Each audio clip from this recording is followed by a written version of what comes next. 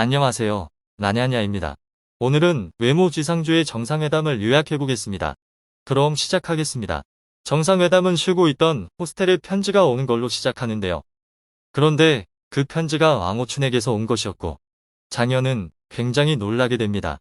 이후 호스텔은 초대받은 곳으로 가는데요. 그곳은 왕오춘과 싸웠던 장소였죠. 그곳에는 이미 성묘안이 있었고 이후 호스텔과 빅딜까지 도착하며 드디어 세 크루가 모두 모이게 됩니다. 그때 권지태가 편지를 돌렸던 곽청호에게 누가 빅딜을 초대했는지 묻는데요.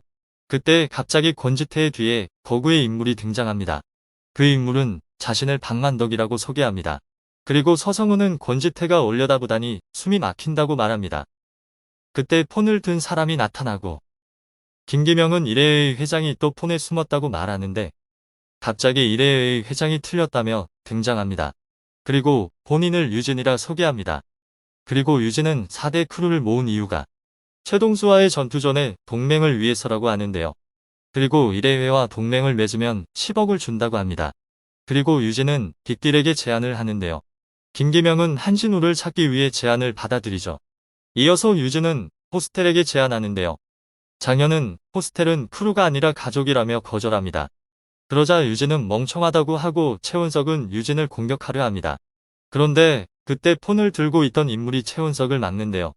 그 인물은 블랙 배지를 단 VVIP였죠. 그리고 유진은 마지막으로 성묘안에게 물어보는데요. 성묘안은 대답하기 전에 3개월사가 풍산개교에 마약을 지원한 걸 알고 있었냐고 묻습니다. 그리고 유진은 비비와 자신이 함께 진행했다고 하죠. 이에 성묘안은 대화 끝이라며 4대 크루를 이 자리에서 모두 없앤다고 합니다. 그런데 성묘안은 계속 허공을 보며 말하고 있었습니다. 알고 보니 성묘안의 시력이 굉장히 안 좋은 상태였고 유진은 이를 알고 있었습니다. 그리고 유진은 이를 놓치지 않고 성묘안을 제거하려 합니다. 그때 박만덕이 순식간에 성묘안을 땅에 박아버립니다. 그러자 호스텔도 전투 준비를 합니다. 그렇게 최훈석은 권지태, 은구탱구는 경건듀오를 상대하죠. 그리고 장현은 김기명을 상대하게 됩니다. 그런데 둘이 합을 주고받던 중 갑자기 서성은이 난입합니다. 그렇게 서성은과 장현이 맞붙게 되죠. 한편 성묘안은 눈을 감고 박만덕을 공격하는데요.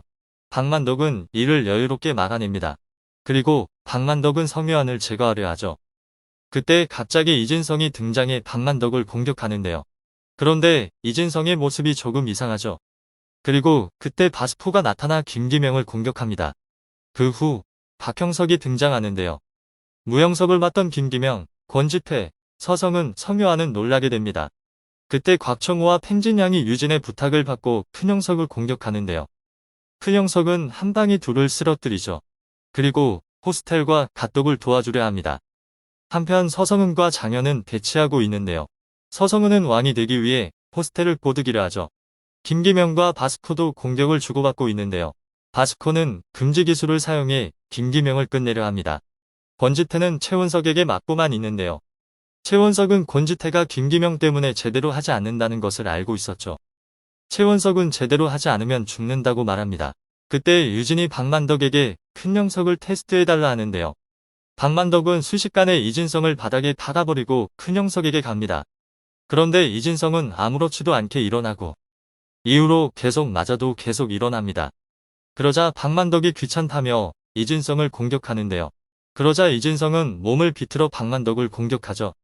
그렇게 이진성은 다 버렸다며 한모드를 발현합니다. 한편 큰형석은 대가리만 잡으면 끝이라며 유진에게 달려드는데요. 그때 갑자기 VVIP가 달려와 큰형석을 공격합니다. 그리고 큰형석은 본능적으로 VVIP가 가장 강하다고 느낍니다.